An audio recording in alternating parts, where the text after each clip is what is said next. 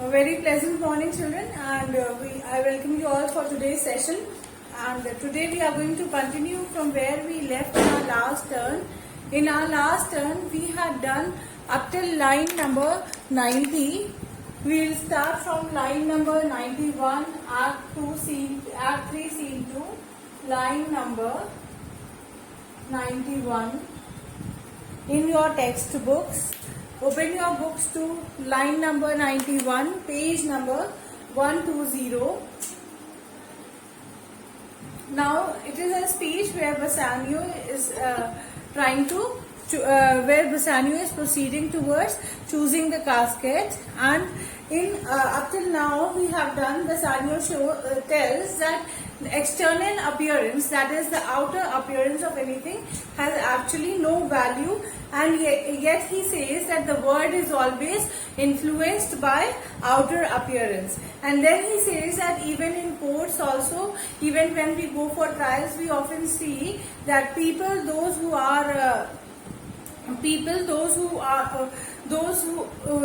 even tell lie, sometimes they tell it in such an impressive manner that we get convinced, because we actually go by the impression, by the appearance, by how people present themselves.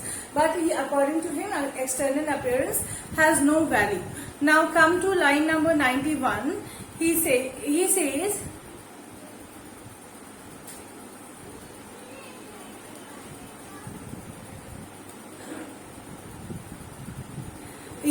to render them redoubted, look on beauty. He says, to render them redoubted, look on beauty, and you shall see it's purchased by the weight, which therein works a miracle in nature. Now he is saying, when we examine beauty, we go according to the artificial beauty purchased according to the weight. According to the weight over here refers to the amount sometimes which we pay, and it also refers to the weight that is being obtained by measuring something on beam balance. On beam balance, he says that we often measure beauty, we often quantify. Measure means to quantify. He says that we often quantify beauty when we often quantify beauty according to the weight of the object or according to the price of the object. Then he says, excuse me, ma'am. Yes. Ma'am, please tell the page number. Page number 120. Okay, thank you. Then he says that which therein works a miracle in nature, makes them lightest that wear of it most. Now he is saying that people, those who go according to the external appearance, and those who judge others according to the external appearance, and we go by the price or the weight of the external appearance, then we are often misled, because those who do so much makeup, those who pretend so much, they actually misguide others through whatever they pretend, through whatever they conceal through the makeup that they put. They are actually trying to conceal, they are actually trying to hide the truth, and the truth is something else, but we often go by what we see, that is the external appearance. So, are those crisp, snaky, golden locks over here means hairs. So he says that similarly are those people whose hairs are like snake, and he says that similarly there are those people whose hair are golden in color and they are like snakes. He is actually talking about women who actually pretend to be something else, and in reality they are something else. So he says they are crispy golden locks which make wanton gambols with the wind. Wanton gambols means which move playfully in the wind. Some people, they dye their hairs into golden color and they have wavy hairs. So they actually mislead people through their hairs, because when they stand in wind, their hair move from one place to another. And then he says, upon supposed fairness, often known to be the dowry of the second head. Now he is saying that upon supposed means assumed. Suppose means assumed fairness. Now he is saying that such people, they are actually they assume the fairness of others. Those people who flaunt with their hairs in the wind, they have assumed the beauty of fairness over here means beauty. They flaunt with the help of beauty of others. How with the help of beauty of others? Now I will tell you how. To be the dowry of the second head. Now he is saying that whatever actually happens, whatever actually is on their head, that is the golden hairs he is talking about. And he is saying that the golden hair that is on their head, it is actually somebody's hair, it is not their hair, and it is a dowry, that is, it is borrowed from somebody's head. It is borrowed from somebody's head means they actually use wig. They actually use wig that is borrowed from somebody else's hair, and they place it on their hair. And through that and he's saying that through that they flaunt their beauty. Actually, it is not their beauty, it is beauty of somebody else's on which they flaunt. The skull that bred them in the sepulchre. Now he is saying sepulchre means tomb. Now that he is saying the skull. The skull means the head on which those hairs had grown, out of which the wig is made up of, which actually those people wear to flaunt. That skull might now be no more, and that skull might be now in the tomb. Now that skull might be buried, but because of that skull they flaunt their beauty, and it is not their original beauty, it is beauty of somebody else which they actually flaunt. Is it clear to all of you? Yes, ma'am. Yes, ma'am. Okay. Thus ornament is but a guile shore. Now what is ornament? Thus the jewelry or the he says thus the ornament is just a jewel shore. The ornament over here means the outer appearance. He is saying that thus the ornament, that is the outer appearance, is a deceiving, you can say, is a deceiving thing. The outer appearance is a deceiving thing for everyone. To a most dangerous sea, the beauteous scarf, just like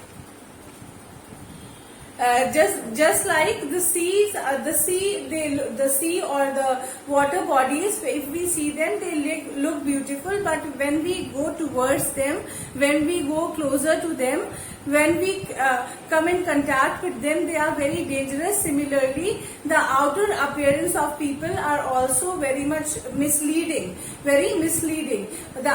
We should not go by outer appearance because they are misleading.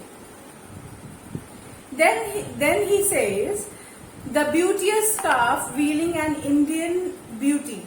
Indian beauty over here refers to the dark complexion of any individual. He is saying just like a person who wears a scarf, the image that is behind that scarf, that is unknown. Similarly, the ornament, the jewelry which we wear is also misleading in nature, and it does not give fair account of any individual's character. In a word, the seeming truth which cunning times put on to entrap entrap the wisest. Now write down the meaning. In a word means in short or in brief. The cunning time, lies that seems to be truth. The cunning times means people often they speak lie, which they present in such a way that they appear to be truth. He says that in cunning time, such people who tell lie, they often tell lie, which appear to be truth, and they display it in such a way. They display it in such a way which cunning tells people, which people portray, they display or they pretend in such a way that those lies also appear to be truth.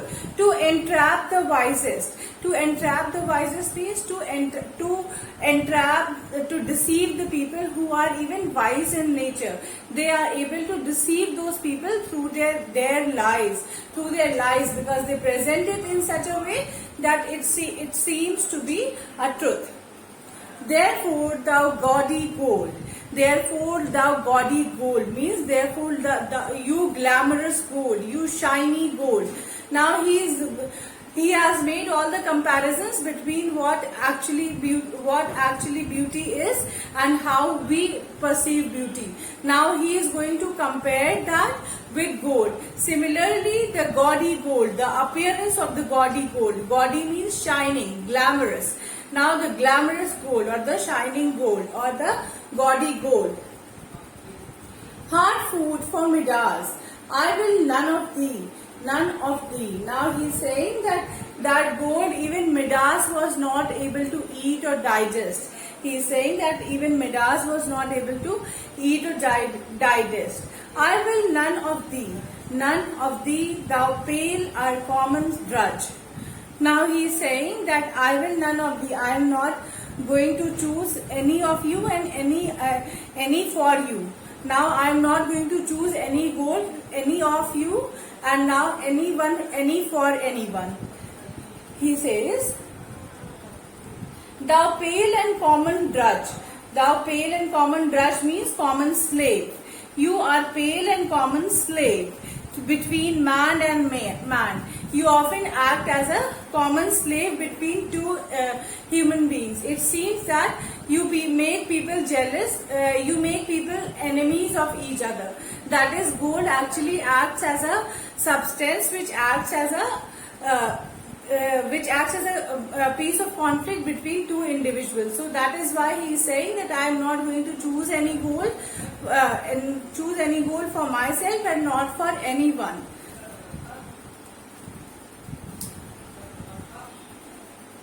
But thou meager lead. Now he is saying that I am going to choose. Meager means very not very much precious, very low in value. I am going to choose something which has very meager, very small value. That is the lead, the casket that is made up of lead. Now he is saying that I am going to choose the casket which is made up of lead, which rather threateneth than that promised ought. Now he is saying which is more threatening and lesser promising, but it is more threatening. The paleness moves me more than eloquence. The paleness means the simplicity of the lead, of the substance lead, moves me more, influences me more than the eloquency, than the gaudy nature, than the glamour, than the glamorous appearance of the gold. The simplicity of the lead influences me more than the glamorous appearance of the substance gold. And here I choose, and joy be the consequence. Here I choose, joy be the consequence. Now he is saying that now here I am going to choose lead, and may I get joy by choosing lead. If I choose lead, may I get joy, may I get pleasure by choosing lead. Is it clear to all of you? That now finally Bassanio has made the choice for casket, and Bassanio has finally decided that he will be choosing lead casket. After he has made all the comparisons between the outer appearance and the real beauty, he has decided that he is going to go for lead casket, which is not very as appealing as gold is in look, but the simplicity of this metal that is lead, this substance that is lead appeals more to this man Bassanio as compared to gold. So he is saying that I am going to choose lead casket, and may I get joy after choosing, may I get pleasure, may I get happiness after choosing this lead casket. Is it clear? Yes, ma'am. Okay. Yes, ma'am. Okay. Portia says, how all the other passions fleet to air. Portia is saying that how means over here, how means now. Portia is saying that now all the other emotions have fleet to air means have disappeared. Fleet to air means disappeared. Fleet to air means disappeared. Fleet to air means disappeared.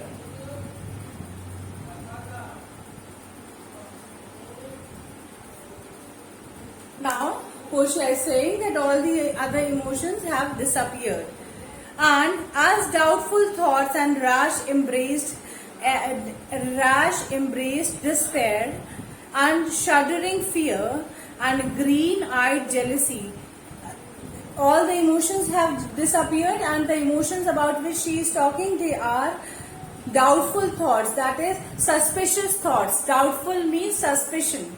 Doubtful means unsurety, unsure thoughts, suspicious thoughts, rash embraced, and the rash embrace means wrong notions, wrong conceived notions, and then the agony, the pain, and the shuddering, the shaking fear, and the jealousy, all the emotions have now disappeared in the air. In the reign of joy, and because now Portia also feels that the joy is going to be the outcome of Bassanio's choice. Scan this excess. Now Portia is actually praying to God that may this joy should not exceed. May the joy should not exceed, should not be limitless. It should be limited. Then she says, I feel too much thy blessing, because I am getting too much. Thy blessing over here means I am getting too much excited from inside, and maybe that God is blessing me with this excitement, but I just want to limit this excitement. I just don't want overdose of this excitement. This excitement should be limited to some extent. And makes it less for fear I surfeit.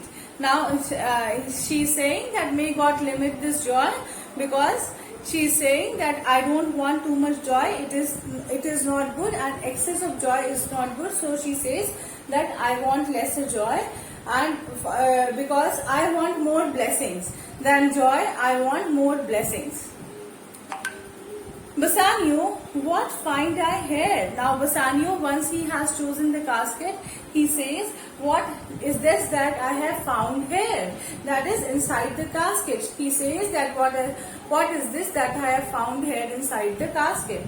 Then he says, opening the lead casket, fair Portia's counterfeit. Fair Portia's counterfeit means image.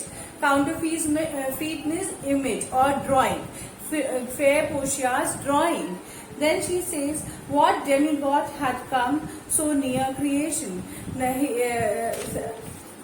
Now he is saying that how the demigod has come so near to making such a perfect creation, such a perfect human being. How has he come? Move these eyes, or better, riding on the balls of mine. It seems that the eyes that are made in Portia's portrait that he has found inside the casket, he is saying that I think these eyeballs inside the eyes, they are going to move along with my eyes.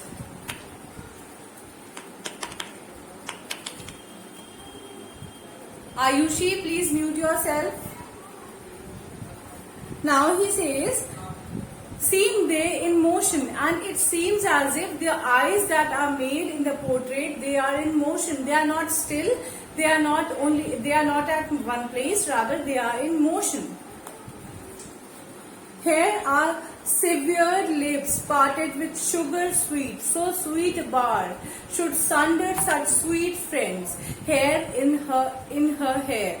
Now he is saying that the lips that are made in the portrait, it seems as if they are separated, and they are separated in a very sweet manner, just like the sugar, and just like the sweetness is such that it is equal to the sweetness that separates two good friends. The sweetness that separates two good friends. In a way, it is a positive separation.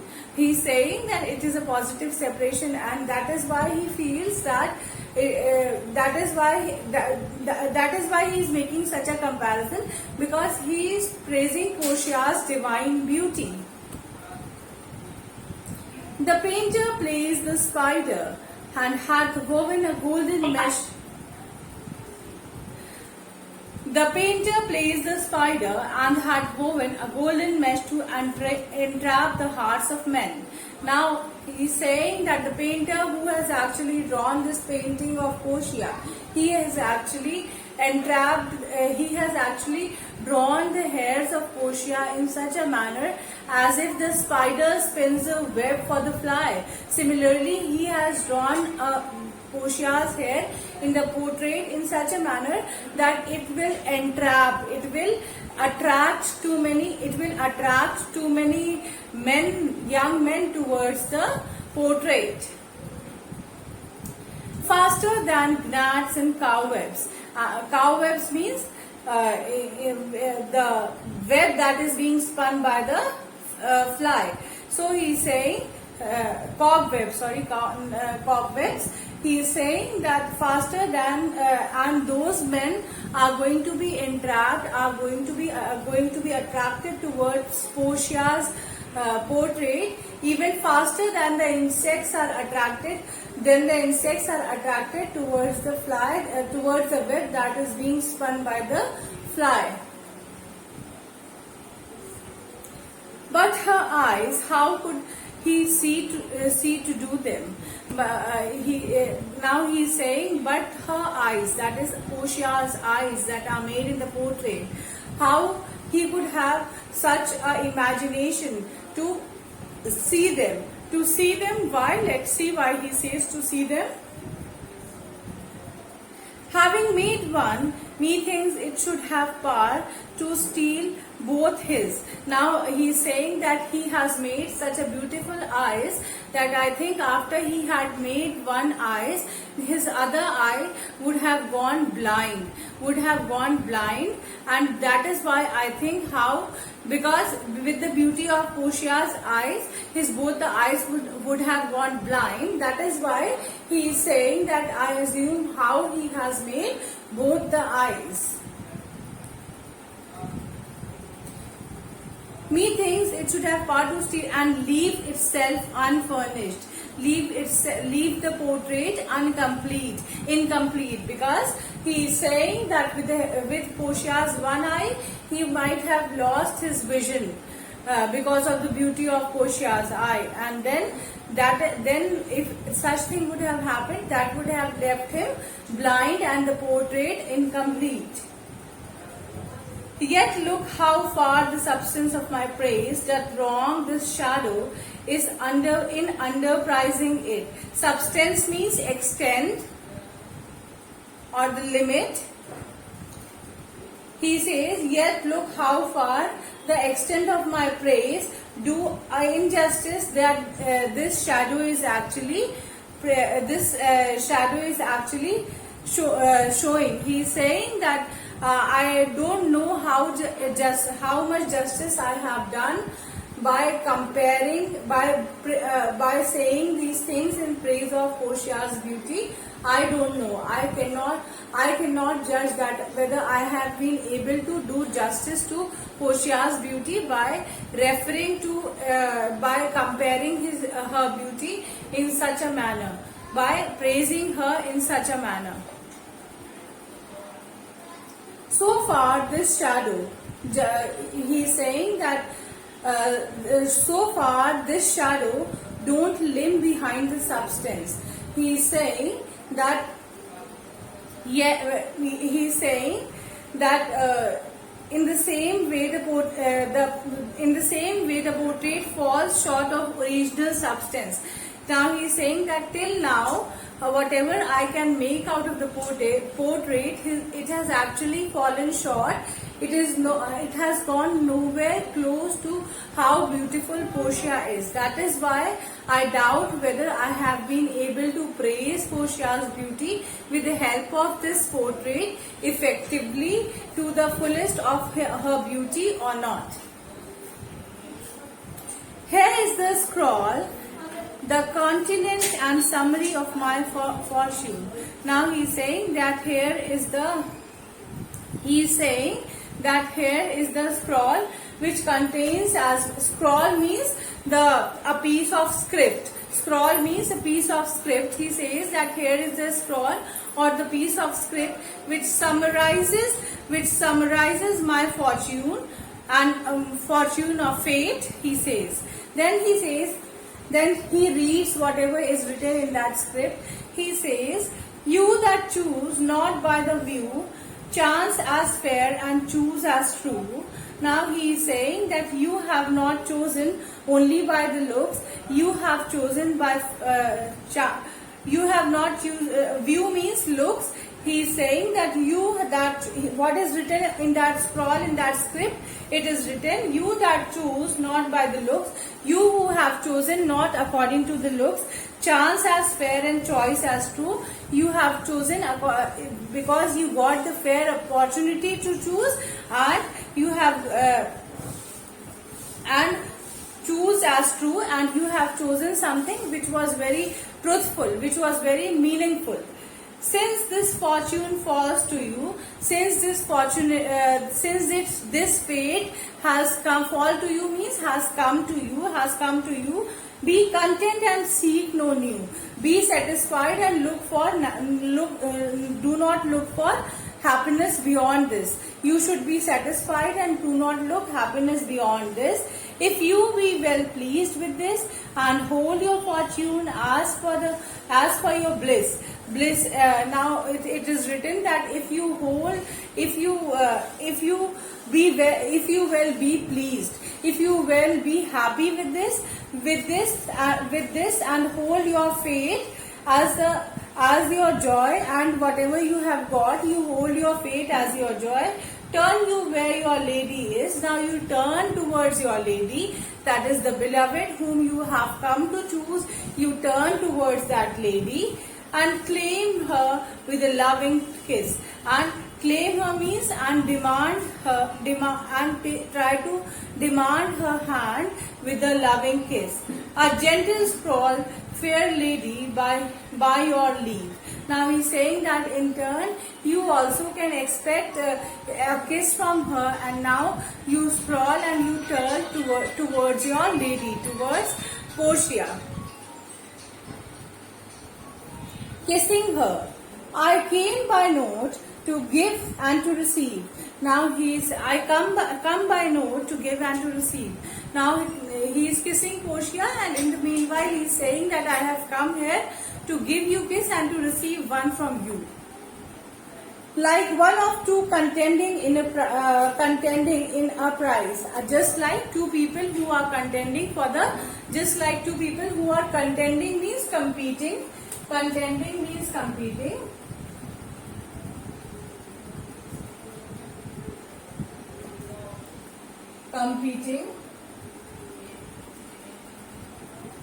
Competing for the prize.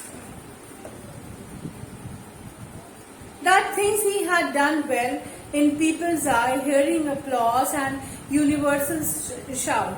Now he is saying that means the competitor or the participant who is actually competing for the prize. They both think that they have done well once they hear the applause from the people who cheered them up. giddy in spirit, doubtful in spirit, still gazing in doubt whether those peals of praise be his or no. Now he is saying doubtful in spirit. Inside them they are doubtful that whether they appear, whether they deserve that. He's saying that whether they deserve that applause that people giving them, whether they deserve that applause or not, but still, and the applause that they are getting, whether they deserve it or not. So thrice fair lady, stand I even so. So thrice fair means thrice more. So thrice blessed fair lady. Here, just like them, I standing in front of you because I don't know whether I deserve you or not. Until confirmed, signed, ratified by you. Until confirmed, approved and ratified by you. Until you confirm, you accept me and approve me and acknowledge and confirm me, approve me and acknowledge my partnering with you. Then only I will be sure of myself that I deserve you. Here is how Bassanio ends his speech. Is this much clear to all of you?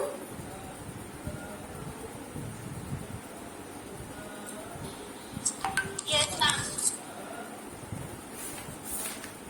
Now we will start tomorrow. Again, it is a big speech. We will not be able to finish within time. Only 5 minutes are left. Okay. Thank you so much, children.